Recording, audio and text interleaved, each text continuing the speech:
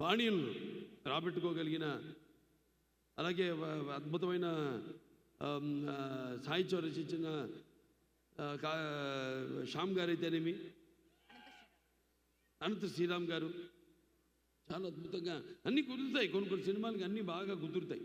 అందుకే అంటాను, ఈ సంవత్సరం రామారావు గారి యొక్క జయంతి ఉత్సవం అయితేనేమి, లేకపోతే ఆయన ఇండస్ట్రీకి ఎంటర్ అయిన 75 సంవత్సరాలు మొన్న పూర్తి అవ్వడం అయితేనేమి, నా ఈ 50 సంవత్సరం కావడం అయితేనేమి, నేను అటు క్యాన్సర్ హాస్పిటల్కి చైర్మన్గా 15 సంవత్సరాలు అయింది నేను బాధ్యతలు చేపట్టి. ఇవన్నీ ఒక నెక్స్ట్ ఇయర్ మళ్ళీ మనకి సిల్వర్ జూబ్లీ జరుగుతుంది క్యాన్సర్ హాస్పిటల్కి. 20 సంవత్సరాలు అవుతుంది మన క్యాన్సర్ హాస్పిటల్ పెట్టి. సో ఇలా అన్నీ కాకతాళీయం, యాదృచ్ఛికం అనుకుంటా అంతా అంతే. అక్కడి నుంచి ఏదో ఒక పాలపొంత ఒక విస్ఫోటనం జరిగితే తప్ప ఇలాంటివి చాలా అరుదుగా జరుగుతాయి. అది నేను నమ్మేవాడిని కాబట్టి సో నేను ఇవన్నీ చేస్తున్నాను అని ఒక అలసట లేకుండా మీరు అందిస్తున్న సహాయ సహకారాలకి ఇంకా ఎంతో చేయాలని ఒక నటుడిగా అయితేనేమి, ఒక క్యాన్సర్ హాస్పిటల్ చైర్మన్గా అయితేనేమి, ఒక సినిమా తీసి ఎంతో కష్టపడి దాని ఒక ఫలితం కోసం ఎదురు చూస్తున్నప్పుడు దాన్ని విజయవంతం చేస్తే అది మా వెన్ను తట్టి మరింకా ఇటువంటి మంచి సినిమాలు మాకు అందజేయండి అని ప్రోత్సహించినట్టే. సో ఇట్లా నేను చేస్తున్న ప్రతి సినిమాని మీరు విజయవంతం చేస్తూ ఇలా వెన్ను తట్టి ప్రోత్సహిస్తున్నందుకు ప్రేక్షక దేవుళ్ళందరికీ నా హృదయపూర్వక ధన్యవాదాలు తెలుసుకుంటూ, అలాగే నా అభిమానులు ముఖ్యంగా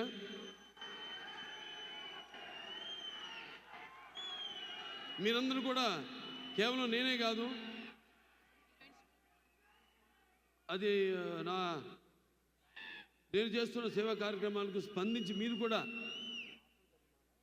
మీ యొక్క వంతు సహాయ సహకారాలు ఇప్పుడు మన బాలయ్య యువసేన వాళ్ళు $38,500 ఇవ్వడం జరిగింది క్యాన్సర్ హాస్పిటల్కి.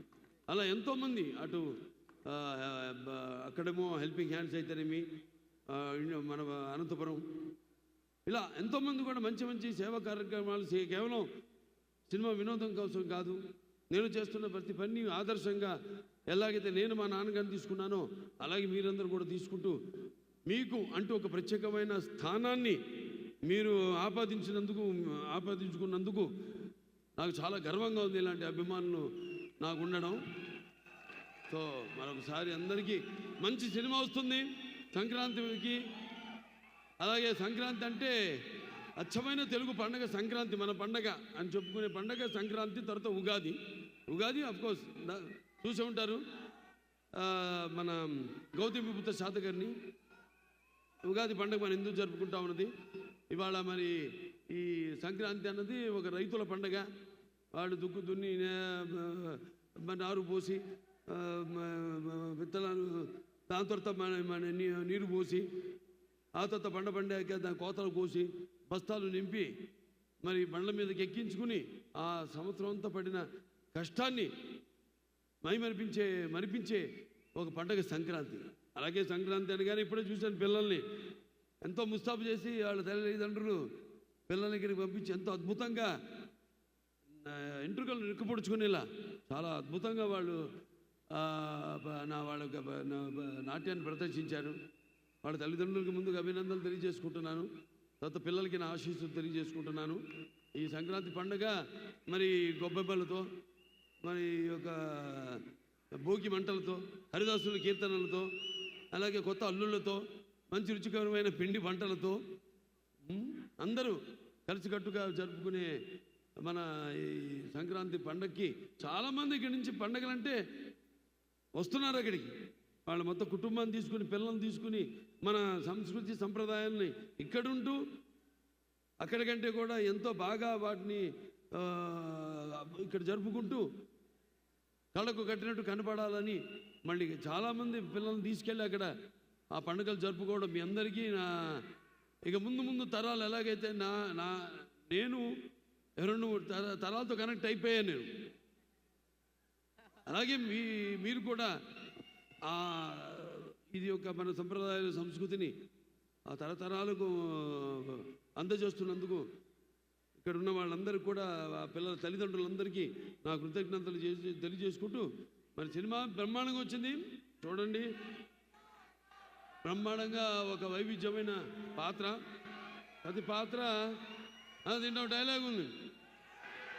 అదేంటంటే ఒకటి పొడుస్తాను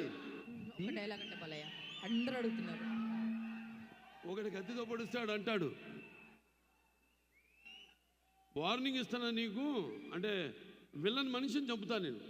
వాడు అంటాడు నీకు వార్నింగ్ ఇస్తున్నాను. అప్పుడు నేను అంటారు అరే వార్నింగు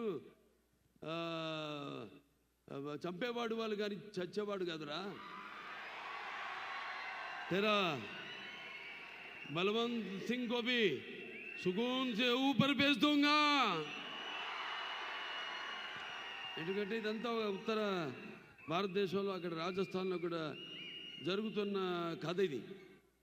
సో దాన్ని మనం అలా అది హిందీ తెలుగు మేళవించి డైలాగులన్నీ రాయడం జరిగింది. ఎక్కువగా మన తెలుగు దాని మనకి కంఫర్ట్గా ఉండడానికని.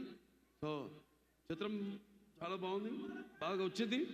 తప్పకుండా మిమ్మల్ని అందరినీ ఏంటి మీరు ఎదురు చూస్తున్నారు, ఏంటి కథ ఏంటి అన్నది మిమ్మల్ని మరొక లోకంలోకి తీసుకెళ్తుంది ఈ సినిమాని తెలియజేసుకుంటూ. మరి చాలా కాలాతీతమైంది, ఎంతో దూరాల నుండి కూడా మీరంతా వచ్చారు. కేవలం చెప్పాను డల్లాస్ ఇచ్చే కాదు, అటు ఉత్తరం దక్షిణం తూర్పు పడమర నుంచి కూడా అందరు అబ్బాయిలు ఇక్కడికి విచ్చేశారు. అబ్బాయిలే కాదు అందరూ కూడా తెలుగు వాళ్ళంతా మన ప్రవాస ఆంధ్రులందరూ కూడా ప్రవాస తెలంగాణ వాస్తవ్యులు అయితే మీ అందరూ కూడా ఇక్కడ ఇచ్చేశారు. అందరూ కూడా మరొకసారి నా ధన్యవాదాలు తెలియజేసుకుంటూ మీరందరూ క్షేమంగా మీరు వచ్చిన ఊళ్ళ నుంచి లేకపోతే మీ ఇళ్ళకి వెళ్ళవలసిందిగా మిమ్మల్ని అందరిని కోరుకుంటూ మరొకసారి మీకు అందరికీ నా సంక్రాంతి శుభాకాంక్షలు తెలియజేసుకుంటూ ఈ సంక్రాంతి ఆ భగవంతుడు మీకు అష్టైశ్వర్యాలు సుఖ సంతోషాలు భోగభాగ్యాలు కీర్తి ప్రతిష్టలు శ్రీసంపదల ఆయురారోగ్యం అలాగే సంపూర్ణ ఆయుష్ నవగ్రహాల ఆనుకూల్యం ప్రసాదించాలని మనస్ఫూర్తిగా కోరుకుంటూ నేను సెలవు తీసుకుంటున్నాను.